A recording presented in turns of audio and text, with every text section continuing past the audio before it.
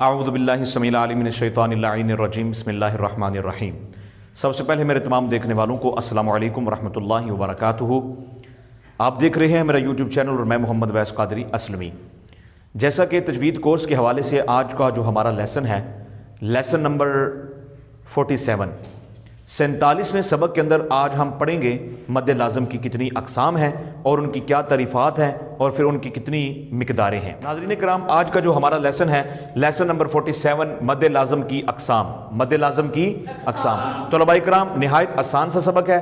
ناظرین کرام، آپ کے لیے بھی نہایت آسان سبق ہے، تھوڑی سی توجہ کی آپ کی کیا ہے، ضرورت ہے۔ تجوید کورس نہایت آسان ہے لیکن توجہ کی ضرورت ہے، سمجھنے کی ضرورت ہے۔ اگر انسان کوشش کر لے کہ میں نے تجوید کے ذریعے قرآن کریم کو تلفظ کے ساتھ سیکھنا ہے تو اللہ کریم اس کے لیے راستے آسان فرما دیتے ہیں اور وہ بہت جلدی کے ساتھ قرآن کریم کو تجوید کے ساتھ سیکھ کر پڑھنا کیا کر دیتا ہے، شروع کر دیتا ہے۔ طلباء کرام، اب مجھے بتائیے کہ مد لازم کی جو اقسام ہے، آج کا جو ہمارا لیسن ہے، لیسن نمبر 47، وہ کس کے بیان میں ہے؟ مد لازم کی اقسام کے بیان میں، مد لازم کی اقسام کے بیان میں۔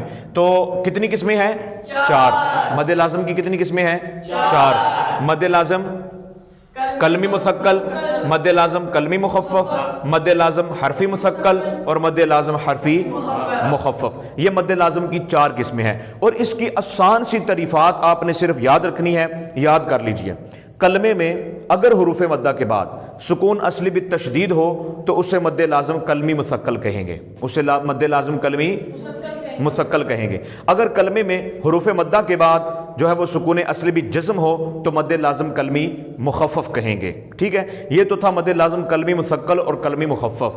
حروف اگر کلمے میں یاد رکھنا ہے، کلمی مثقل حرفی مثقل، کلمی مخفف حرفی مخفف میں فرق صرف اتنا ہے کہ کلمے میں یا حرف میں، کلمے میں یا حرف میں۔ اگر کلمے میں حروف مدہ کے بعد سکون اصلی بالتشدید ہو تو اسے کیا کہیں گے؟ مد لازم کلمی مثقل کہیں گے۔ اگر کلمے میں حروف مدہ کے بعد سکون اصلی بالجزم ہو تو اسے مد لازم کلمی مخفف کہیں گے۔ اسی طرح حرفی مثقل، کیونکہ نام اس کا حرفی اس لیے رکھا ہے کہ حرف میں، اور کلمی کا نام کیوں رکھا ہے؟ کلمے میں۔ ٹھیک ہے، نام سے آپ نے اس کی تعریفات یاد کر لینی ہے۔ حرفی مثقل کی کیا ہے؟ حرفی مثقل حروف، اگر حرف میں حروف مدہ کے بعد سکون اصلی بالتشدید ہو تو اسے حرفی مثقل کہیں گے۔ اگر حرف میں حروف مدہ کے بعد سکون اصلی بالجزم ہو تو اسے حرفی مخفف کہیں گے۔ ان کی مثالیں جو ہے وہ میں نے اوپر لکھ دی ہیں۔ مد لازم کلمی مثقل کی مثال ہے جانن۔ مثال کیا ہے؟ اور مد لازم کلمی مخفف کی کیا مثال ہے؟ اور مد لازم حرفی مثقل کی کیا مثال ہے؟ اور مد لازم حرفی مخفف کی؟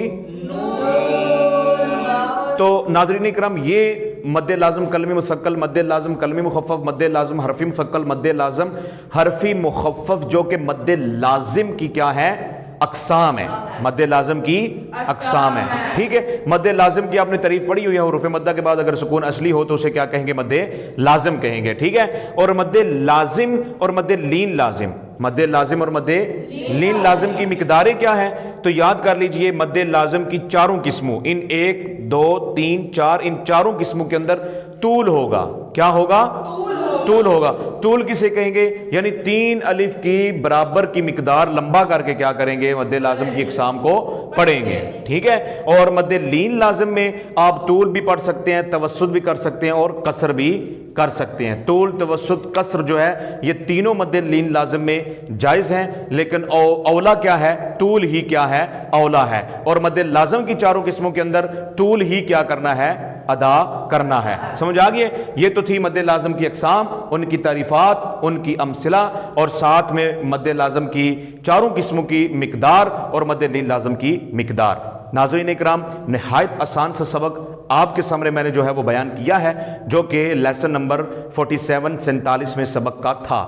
انشاءاللہ العزیز اگلے لیکچر کے اندر میں آپ کو بتاؤں گا کہ مد عارض اور مد لین عارض کی کیا تعریفات ہیں اور ان کے اندر کتنی مقداریں پائی جاتی ہیں اور ان کی مثالیں کیا ہیں۔ اگلے لیسن میں ملاقات ہوگی.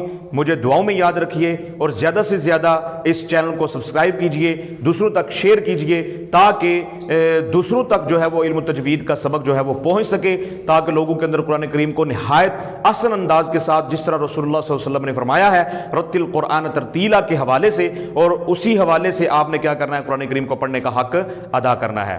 انشاءاللہ اگلے لیسن میں ملاقات ہوگی. اللہ حافظ. السلام علیکم ورحمۃ اللہ وبرکاتہ.